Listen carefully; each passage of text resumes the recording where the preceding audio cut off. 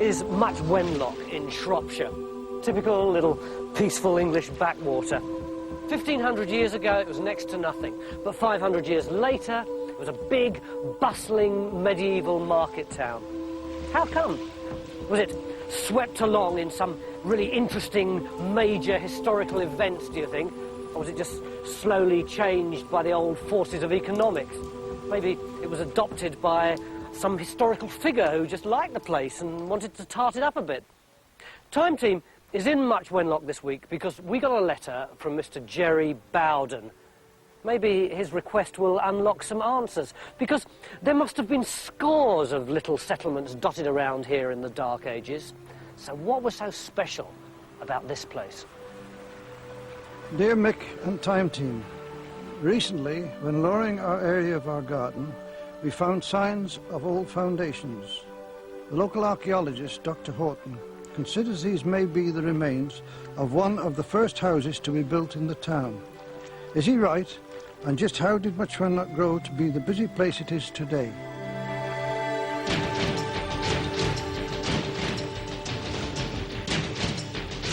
This week's Time Team are Mick Aston, Bristol University Field Archaeologist; Carenza Lewis, Royal Commission for Historic Monuments;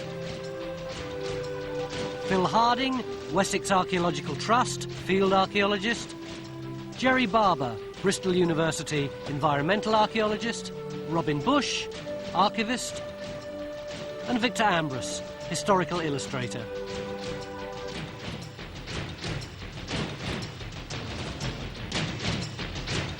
Right, Mr. Bowden's got these old foundations, and he thinks they go right back to the beginning of Much Wenlock. How do we find out what they actually are? Well, the first thing was we'll go around and have a look. I want to have a chat with Mr. Bowden, I think. It's a splendid letter. Lots of useful information in it. I was particularly interested in the bit about going back to the beginnings of Much Wenlock. I mean, that's obviously something else we've got to look at while we're looking at the building. I'd like to have a look at some of the other earlier maps, try and work out the layout of early Much Wenlock, and then go and have a walk around the town to see if anything we can see out there fits in with the maps at all. What about Phil? What are you Well, I've been looking at this map with Robin, and we think there's a possibility of getting some interesting results if we could put a trench across this boundary. I don't know if you know the local people in Much Wenlock, what the chances are of being able to get a trench put somewhere along there. Well, permission is the big thing. I've got some permissions. You have? Yeah, let's see what we can do. Well, I'd be quite happy to get started then, Mick. Well, I think you and I can go off and have a look at the Hang on, in addition, we've got all these letters from local people who want a variety of problems solved. So, between doing your main tasks, if you could have a look at these and see if there's anything you can come up with. You know, I was reading on these. It's quite interesting. It's from the Abbey. They found some interesting bones there that they'd like identifying, so I think I might go down there and have a look at them. Right. Well, I'll go and draw some Saxon natives, shall I? Keeps him out of mischief. It's 10 to 3 now on Friday. By 6:30 on Sunday, you've got to do a presentation to the local people of Much Wenlock, including all the local bigwigs, so you can have your hair permed before then. I'd rather not. OK, let's get started. That's great. Right. Much Wenlock is situated in Shropshire, close to the Welsh border, approximately 12 miles from Shrewsbury. There's been a settlement here since 200 AD, enjoying the protection of the surrounding hills, which form a defensive ridge around the town. It's been an important religious site since the 7th century, and to date, archaeological research has centred on the remains of the Norman priory, with relatively little work being done into the development of the town.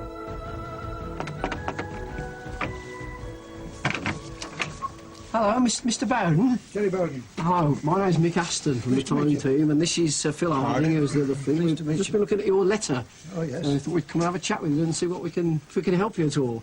Well, whether we can do anything. All ready and waiting. If you want to have a go, it's Great. there. I'll have a look at it. I'll just put my shoes on. OK, Yeah. lovely, thanks. Shall we go around the back? Yes, And if you go down the back there, and I'll show you where you come out of the house. can you point out to us then, Jerry, where the things were that you found? The foundation comes somewhere where that's there.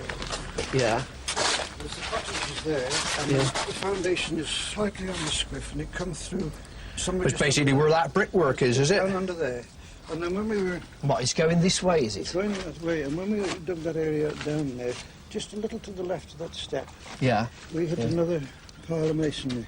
And when you stand down there and line it, it lines right through. Comes about there. And ends right under the dripstone. But there was quite a large chunk of masonry there.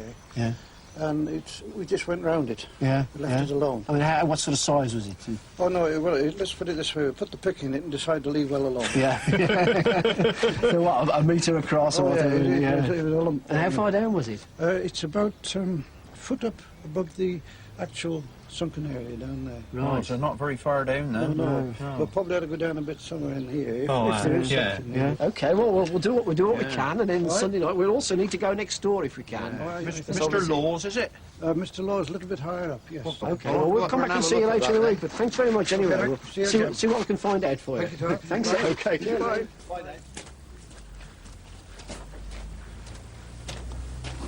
Hi, excuse me to bother you. You Mr. Laws? Yes, I am. I'm Phil Harding from the Time Team. Hello. We're led to understand that you might be possible to dig a small trench in your... I don't see why not, yes. Well, we're very grateful. We can see we've got the three, perhaps, main streets today here. But I think if you look closely, with the stream which comes up through here, there's no sign of it along this road now, but of course we could see it on the earlier map. And the possible earlier line of the road coming across here. It would be interesting to know what the evidence for Saxon settlement in this area at the junction between this road and the stream was. And the area of Holy Trinity Church, in fact, just Quite there. where the church is, Yeah. which appears to be the earliest focus of settlement. And of course it's particularly interesting to notice that Jerry Bowden, who started this whole thing off, his house is just here, which is right at the crossroads between the Shipbrook running here and this earlier possible line of the street running through the town. So he's really right in the middle of things in this house here. Right. What's going on?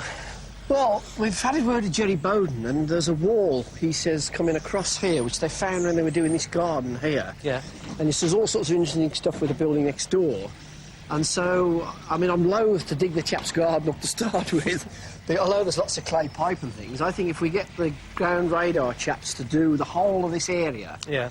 and then, you know, see if we can see this wall, see if we can see any other structures, and then we can perhaps get some diggers in and have a go at it. Hello, Ollie. How you doing, mate? Right, not too bad, mate. Think you can do this whole area and tell us what's going on? Yeah, If we can pick up Jerry's wall, then we can then get the chaps to come in and cut some trenches and do an excavation. No, there won't be any trouble. OK, that's great. If it's down there, we'll find it, I should think.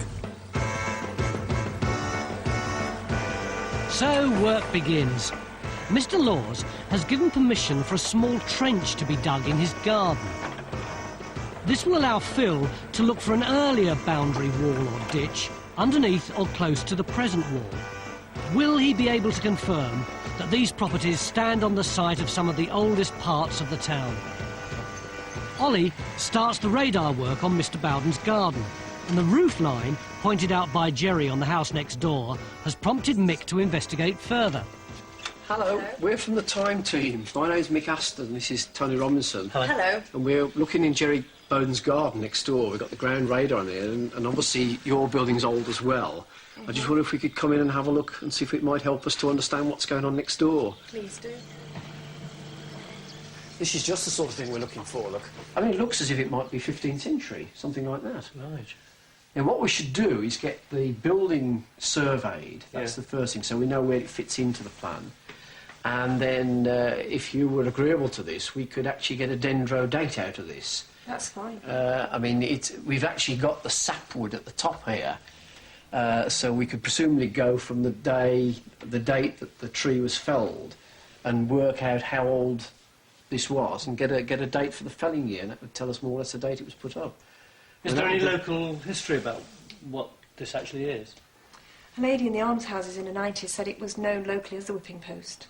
Oh, crikey. That'll suit you. Have you got anything else in the house that's not necessarily wood but stone or anything like that also might give us a clue like that?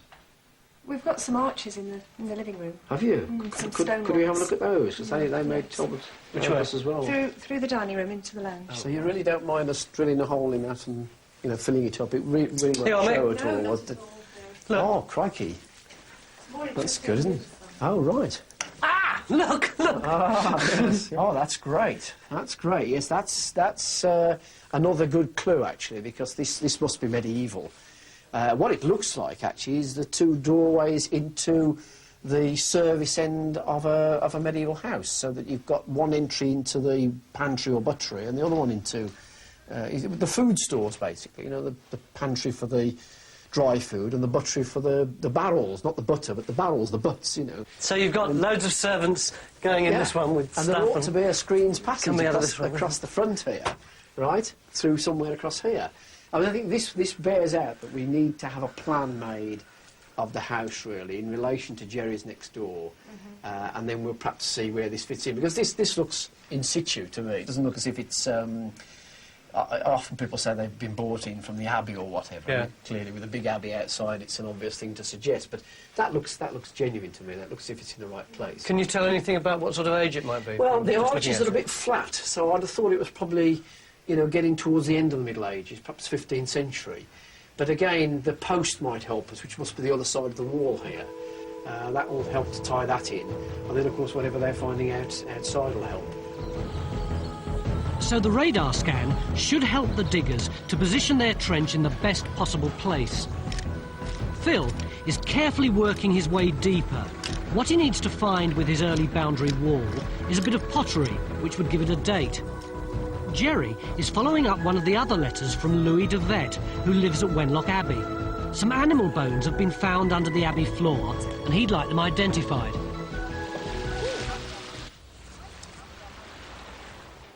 So we're looking down Shinton Street here, and of course the one that we were looking at, you can see people in the garden where the ranging rods are, and you can see, you know, parts of that house that we were in earlier, and then just over to the right of that, where Phil's actually looking at that back boundary, that wall, which ought to be the back of the original block of properties going off from the church in that direction. And you know, obviously if they get anything under that wall, we shall know roughly when that was laid out. You can see from here that the abbey is actually stuck outside the town, isn't it? Yeah, I think it's the other way round, actually. The abbey is founded, and we shall learn some details of that later on, and then the town develops outside the gates, because an abbey was full of, obviously, monks, or sometimes nuns, but monks in this case, who would have needed lots of services. So very quickly, a market might have grown up at the gates. So, yes, so is that the gates? I think this tower here is probably the gates. Again, we'll check. So you just get an itinerant cobbler and a bloke who flogged pans or something. That's right. Outside for a few years. And they get to know there's a sense of trade there. Yeah. There's some people who need their services. And very often a town develops from a market. And a market develops because people have got used to going there and trading anyway. So, you know, it can be sort of follow on, a gradual process, really. There are cases where towns are deliberately established, deliberately planted down in the landscape. But often, many of them must have been a sort of fixing of some arrangement that had gone on anyway earlier. It's amazing, isn't it, how clear the differentiation is between the end of the town gardens and the beginning of the fields. You know why that is. It's because of the difference in ownership. You know, a boundary is fixed with an owner on each side, and really that can't be altered until somebody owns both sides. And if that never happens, then that boundary remains. So that's why we're investigating by the side of that wall, because that wall or something like it could have been there since the Dark Ages. It could have been there since the town was founded. Yeah. Very often, and this is a very good example, the oldest things in the town are not the buildings or the church or any of the other things that you think are obvious. They're actually the lines that were drawn on the ground by the original guy laying the place out. I think that's fantastic, that a line can remain that long. The first letter that we looked at was about this one plot, with this one building on this one plot. And I think, you know, ultimately we've got to try and tell Jerry Bowden where that fits in. And I mean, if it fits in on an original town plot as part of a sort of planted set of town properties outside the Abbey Gate in the 12th century, something like that. I mean, that would answer his letter, which will mean that we will be looking at the new Norman town, if you're right about the date, and the buildings in it, of which this one is left that we've been in today, and whatever's found in terms of the excavation of both the back garden and the wall. That's the central part of the story. We're looking at the transition between Wilburger and Roger of Montgomery, if you like. It's when it becomes a town, a medieval or Norman new town, as opposed to whatever went before. I think that's the main thing we're going to have to concentrate on. So, end of day 1, 36 hours to go. Tomorrow, the radar results should be ready and the dig in Jerry Bowden's garden can begin. We should also be able to make a start on getting a date for the Samson post in the Gibson's kitchen. See you after the break.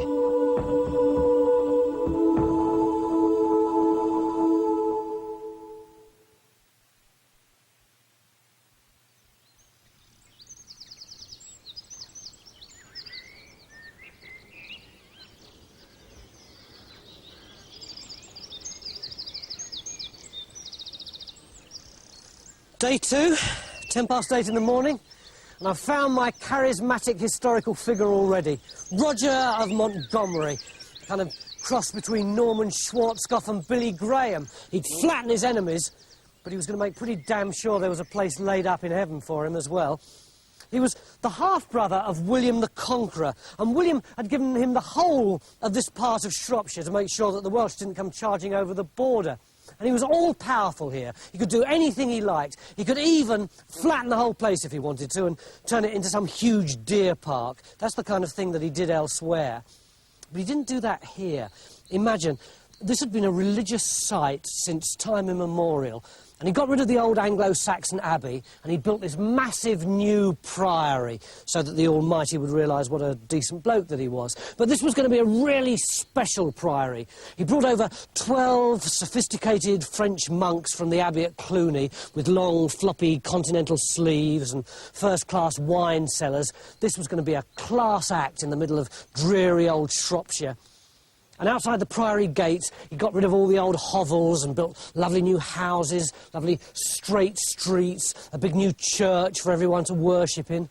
But he didn't want the townspeople poking their noses into his lovely new priory, so he built this massive 20-foot-high wall all the way round it. If you can imagine, there would have been all the noise and the bustle of Wenlock New Town on one side, and on the other side, the quiet and the meditation and the French psalm singing of his Cluniac monks. Well, that's what I think, anyway. I wonder if archaeological research will bear me out.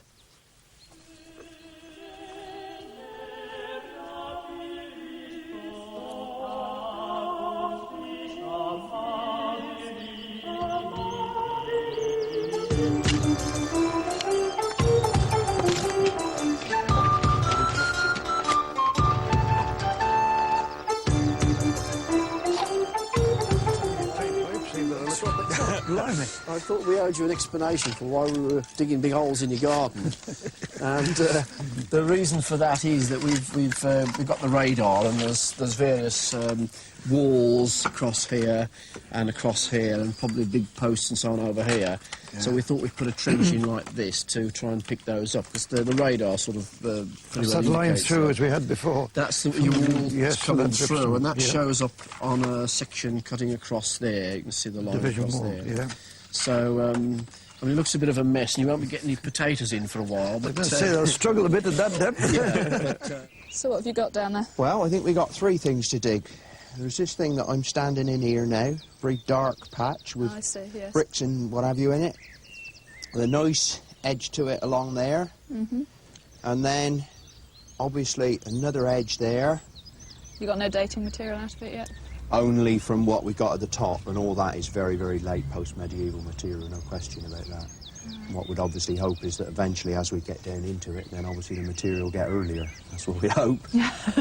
What they've got here is a mass of signals down this end, which means that they're suggesting probably a wall with posts inside it, which, well, I suppose it might be an aisled hall. That is, it might be a building rather like a church, you know, the central area with aisles down the side. Support the roof line. That's right, and then the 2 aisles at the side, of which this would be an aisle then, about 2 metres across. So clearly there's something here, and it could be a very big and important site.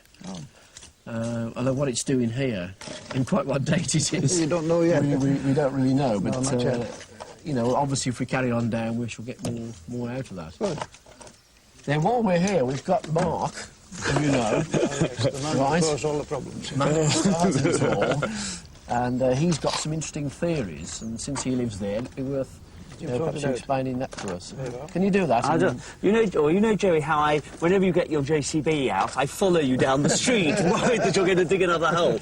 And I've been watching it for about 5 years, and we've got this map of Much Wenlock, and have tried to develop a hypothesis of how it all develops, you see. Well, it's nicely coloured, anyway. The green represents the boundary of the Anglo-Saxon monastery. Basically, the monks, Anglo-Saxon monks, lived in here. This is normal to have a sort of embanked enclosure in which all the buildings are scattered about inside. That's the Shelty Brook down there. Yeah. Yes, that's the shipbook there, and this is coming out of Milberger's well here. Yeah. And then when the Normans come along, they then divide it into two, so you've got this precinct wall placed, and the Anglo-Saxon part of the monastery is then given over to the town like that. And that's now Holy Trinity Church, and that became the town's church. Ah, right. While the monastic buildings up this end, they then converted to their Cluniac monastery. This is before the present buildings are built, then? Absolutely. Right. They divide it off with a property boundary along here. And what is interesting is this property boundary aligns absolutely precisely with your back fence over there. Well, we're digging there at the moment, just at that point there. Right. So that the chronology of this would suggest that the division of the larger Anglo-Saxon precinct into the smaller Norman precinct is the same date as the laying out of your... And what sort of date are you thinking of for that? This must be 1080, when the monastery is founded. Right. Now, you are significantly right at the bottom of this boundary, and that would suggest that this building is fronting a great open space in front of the Abbey Gate. One inevitably thinks that that's then going to be the market. The marketplace. Indeed, it survives today. It's called the Bull Ring, isn't it? That's right. Yeah. And all these little houses out here are infill into the Bull Ring, which would have been a great space. So your structure, if it's a great hall, is there fronting this great marketplace that would have been open from here to the Abbey Precinct Hall. And here is the market as it exists in Much Wenlock today. It's now held on the other side of the church under the Guild Hall. Upstairs in the incident room, Jerry is busy analysing the animal bones found at the Abbey. Louis de Vet will be interested to learn that these aren't fish bones, but pig and piglet bones, which it seems would have formed a significant part of the monk's staple diet. Victor is working on a reconstruction of how the town would have looked in the earliest days of Norman occupation. Here, you can see his impression of the marketplace.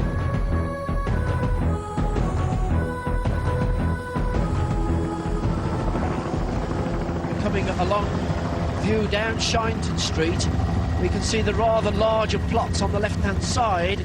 We should be able to see Phil digging with the big yellow machine down there. This prominent boundary along the back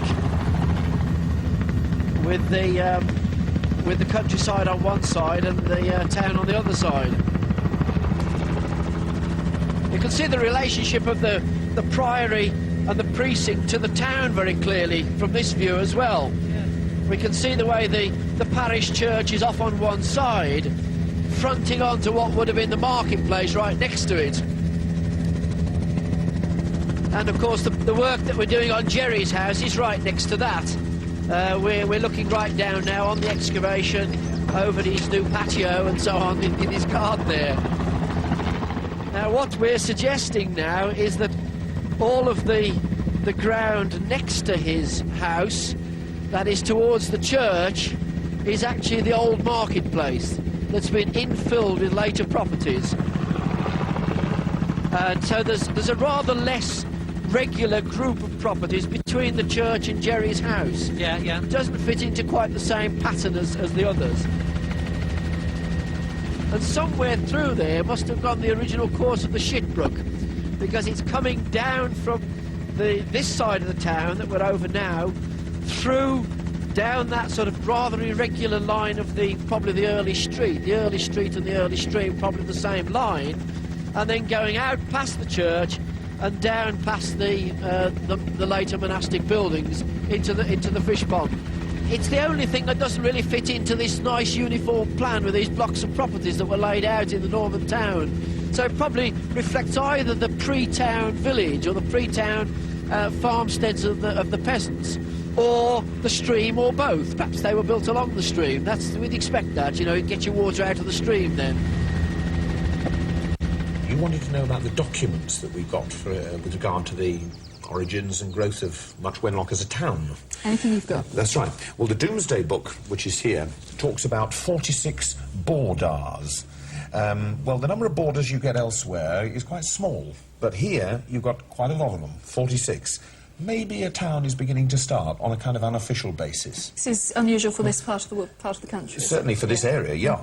Then you get this, which is a charter of King Stephen in 1139, granting them a 3-day fair. Certainly, by this time, you can assume they've probably got a market, and this is a fair to top it up a bit. What's the population in Domesday? Does it say anything how many people might have been living here? Well, I mean, if you take 46 as the people who are living in the towns and multiply that by, what, 4 or 5, you're around about the 200 mark.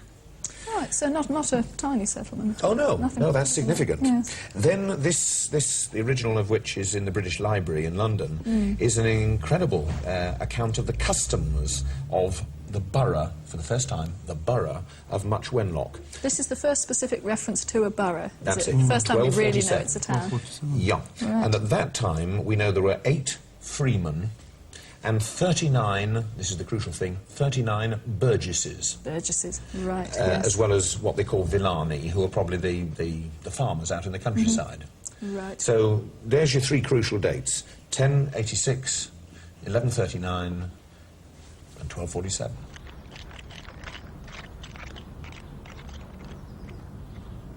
How are you doing then, Dan? Are you going to be able to get anything out of it, do you think? Yeah, I mean, it looks like we've got Hartwood Sapwood boundary here.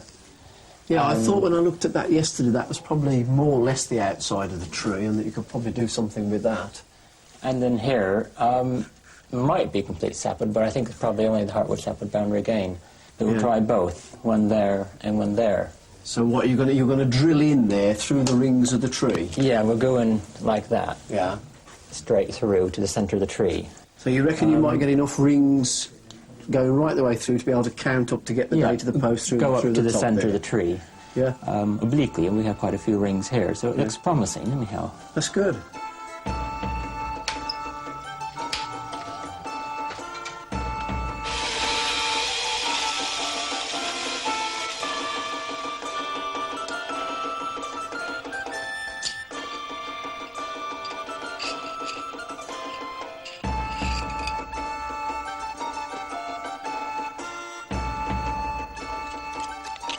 How you getting on then, Paul? Pardon? How you getting on then? Oh, What are you getting?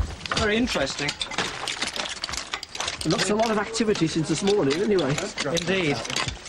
I think the main thing, Nick, is that over in the far side of the trench, what we initially thought was perhaps a fairly late 18th, 19th century yard surface. There's all that cobbles are showing up. That's right. Yeah.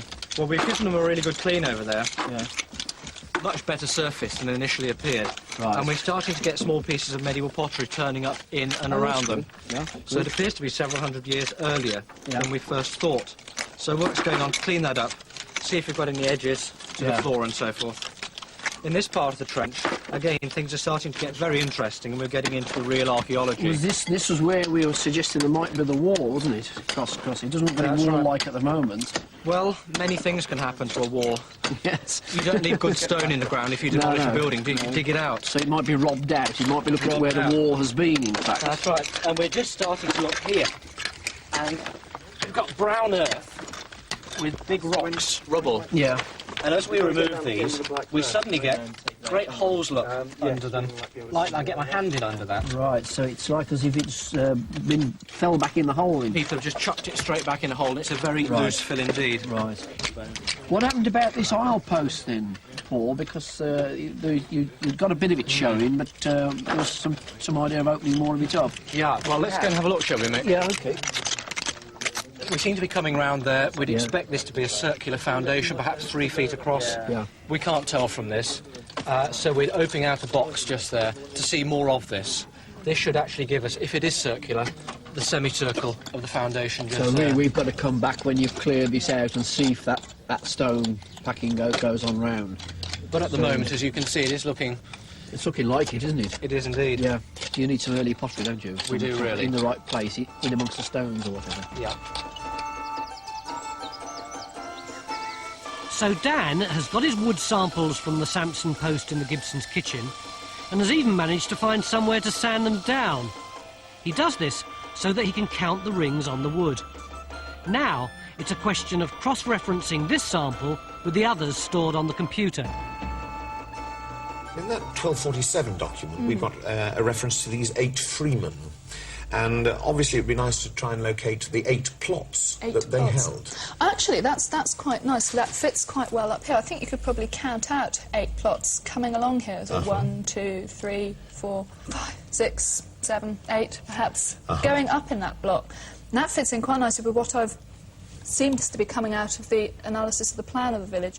So it seems perhaps got an early nucleus around here, around the church. You've then got this nice planned Burgess town, proto-town development along Shinton Street that probably dates to 1100, something like that, perhaps. And well, it's in existence by then. Perhaps. Supposing that they were re-establishing the priory and maximising its income from endowment by founding this borough and building these burgage plots. Yeah. So they've built it sort of on the edge here, this boundary that runs down here, dividing off the church and the settlement from the priory. In the rebuild, you say they're trying to sort of found these burgesses to stimulate the town into a bit of renewed activity. Absolutely. Well, in that case, yes, you'd have these sort of founded along here. On this sort of new land, newly planned, away from the already occupied area, probably a bit grubby, a bit muddy, nice new settlement, new town, laid out, encouraging people to come and live there and to increase the prosperity of the town. Dan, can you hear me? It's Tony. Over. Hello, yes? Can you give us a dendro date yet? No, not yet. We've processed 2 cores now and I'm running the first one through the computer. But we'll have something for you hopefully tomorrow morning. OK, thanks, mate. Over and out. Over and out. Oh, we can live with that till tomorrow morning, can't we? Yeah. Suspense. So what else do we do tomorrow? Well, I think as far as Jerry Bowden's building's concerned, we've just got to crash on with the excavation there. I mean, I was around there this afternoon. We've clearly got a robber trench where there might have been the wall, and they were busy exposing a larger area of the aisle post. We've got to get that done, because if it is an aisled hall, it's good, it's unusual, there's not that many of them. Yeah. It's an important building. And I think we've just got to give the digging team time to get on with that. Are you going to be able to dig down deep enough by tomorrow at 6:30 to give the people at our presentation a realistic picture of what was down there? I would like to think so.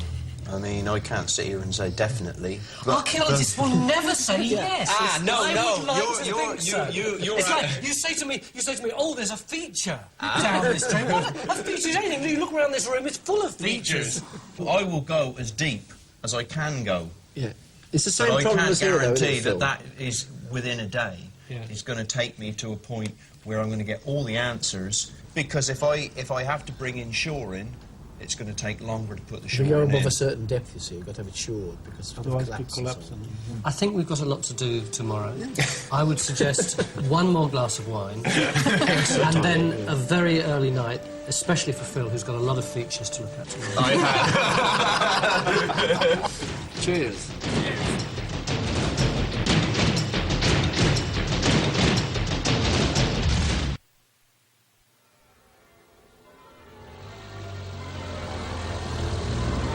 If we run a tape down from their house 60 feet, and we're nowhere near the excavation, which I don't think we will be, because if you think there's their yard, isn't there, and then I wouldn't have thought we're anywhere near that. In any case, we ought to be in the Gibsons' garden rather than next door. Yeah, I've sketched it out here, look, if you've got let's say it's like the Hereford one. This is all getting very complicated now, Victor. We'll have to keep that bit in the back. Keep that. Well, there's the back. This is day 3, by the way, and the weather's gone lousy again. And when I went home last night, I thought that what we'd got was an aisled hall But now everyone's saying that that was hypothesis 1, and like all hypothesis 1s, it's just a load of old rubbish. You're learning. Apparently, now what we've got is a dead dog and a medieval outside toilet. No, look. That's what you told me. No, look. If we take the back of the house, that's the house we've got it with the raggle on the back. We've been expecting this wall to come out in this sort of direction off this wall, but because of this angle, in fact, it's more likely to come off more or less like that. Yes. Which would be underneath more or less where the fence is and the daffodils and the flower beds and all the rest of it. And of course we're a long way from the excavation, which is somewhere over here. You thought that might be an outbuilding, like a kitchen or a store or something? Yeah, I mean, I think that with a building like this, whatever is going on the inside, there are going to be all sorts of structures on the outside. There are going to be cobbled yards, there's going to be a detached kitchens and so on. So there's plenty of opportunity for other structures to turn up.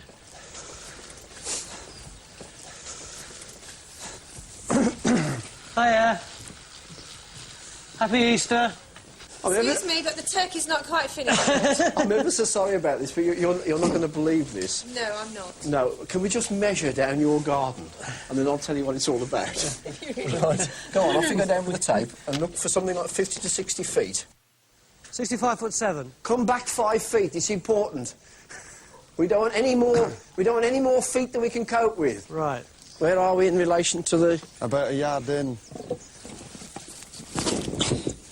Great. We missed it.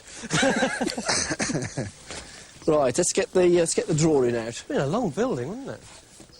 So what you're saying is that if there's the 2 arches that we know about in the lounge there, then probably there's another 2 arches somewhere behind the stucco in the kitchen. You've got both sides there. You've got to imagine it coming back down this way. Yeah. I think this might even be too big. It looks... I don't understand why we didn't realise it before. I mean, if you have a look, Mick... I mean, you can see higher.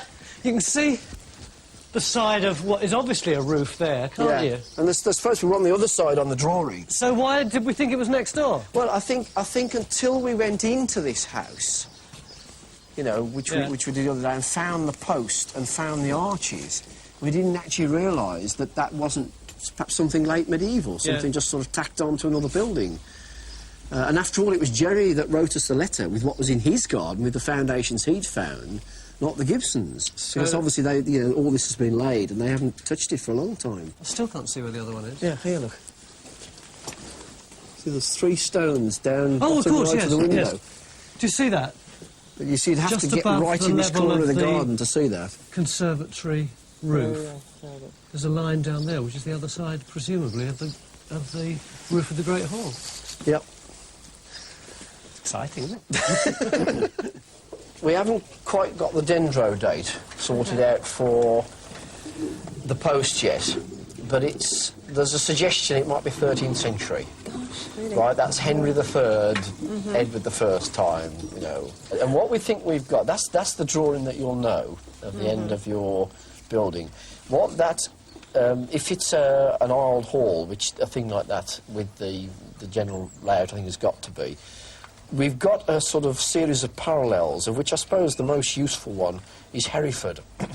The Bishop of Hereford has got a palace next to the cathedral, and he's got an aisled hall there of about 1160, and it's like a church. It's got aisle posts down the side of it. What it means is, here's the back of your house, right, and you've got the 2 arches in there, right, and the ends of your raggle on the roof are like that. If we take 60 feet out, just to be like that, the Hereford one, and we take put 2 aisle posts in, we end up with an aisle hall, which is basically under your patio and your conservatory and the extension and the flower beds, right? And what sort of stuff would have gone on in this aisle? It's a great feasting hall. It's where well, we'll come to the context of it in a minute, but it's an eating place, it's a social place.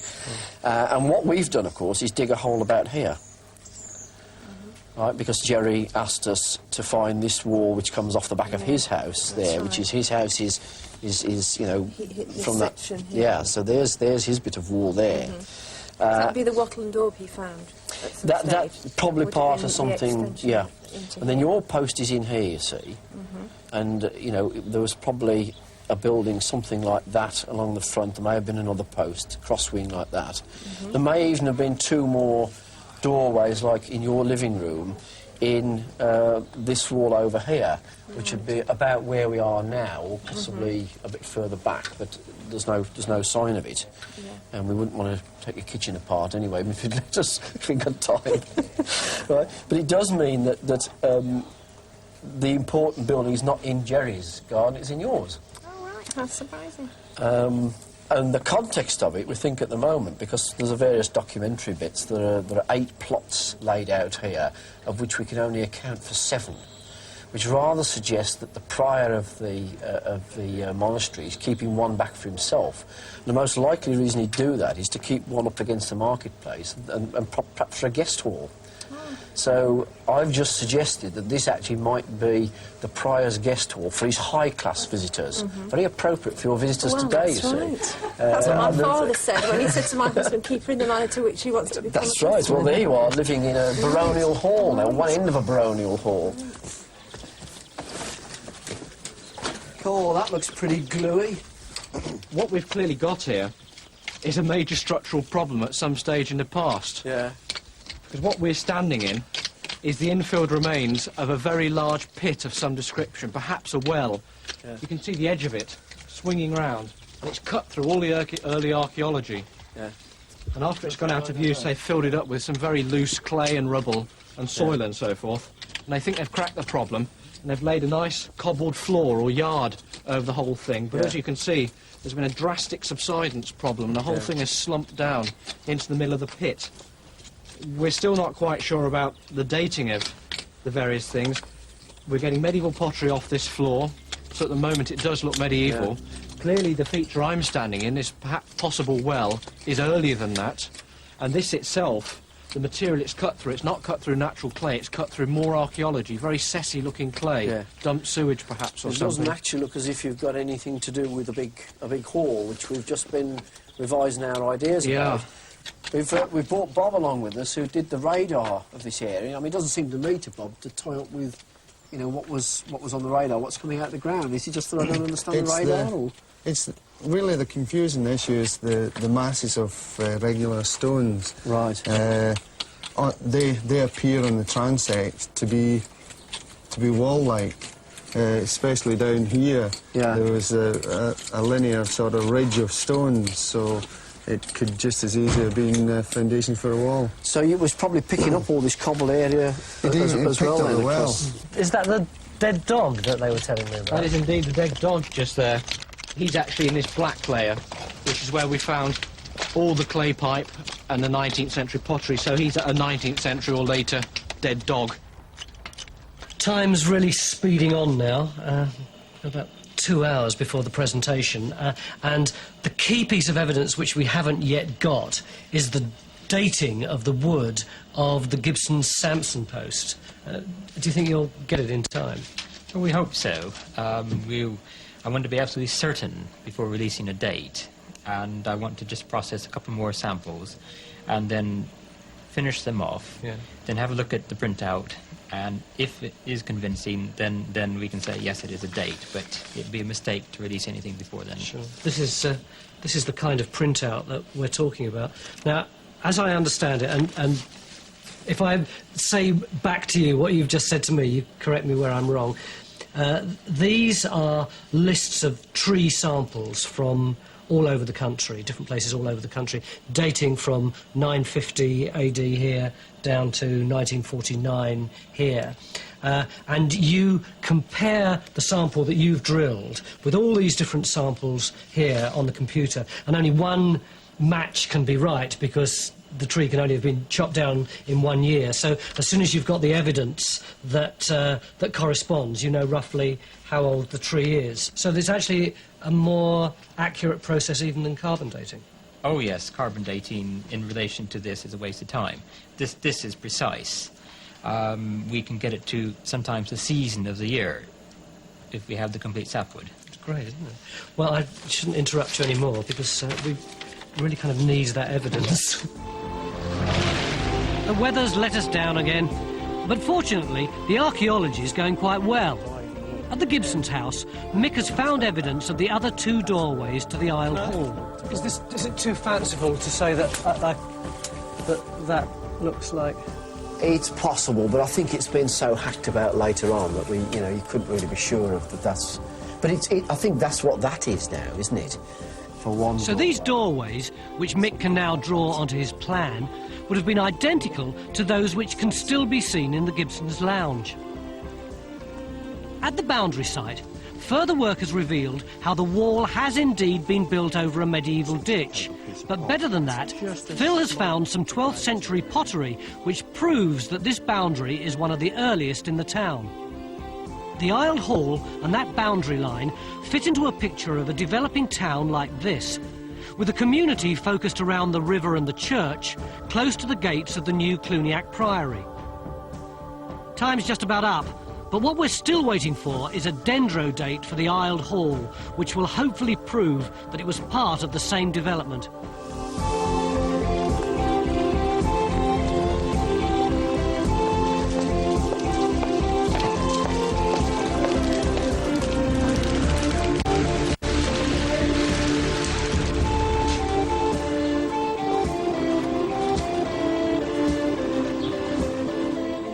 First of all, thank you, everybody, for giving us such a fantastic weekend, despite the absolutely appalling weather. And we must tell you that the archaeological evidence that we discovered was absolutely fantastic. Everywhere we turned, there was more. And the other time to answer Jerry's original questions. What can we tell him? Well, his garden contains the remains of a cobbled courtyard and outbuildings, possibly a kitchen and a well, which would have served a great aisled hall sited next door to his house in the Gibsons.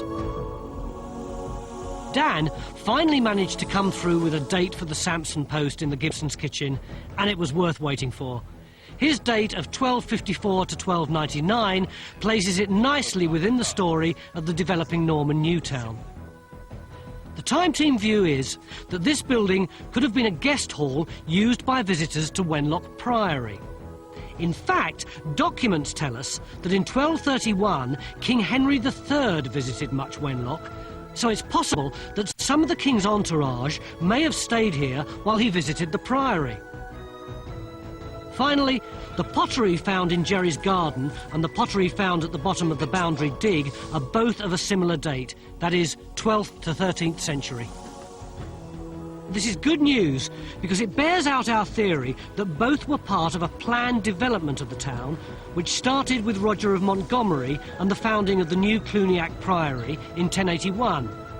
The beginnings of a process which would take Much Wenlock from a small Saxon settlement to a thriving medieval market town.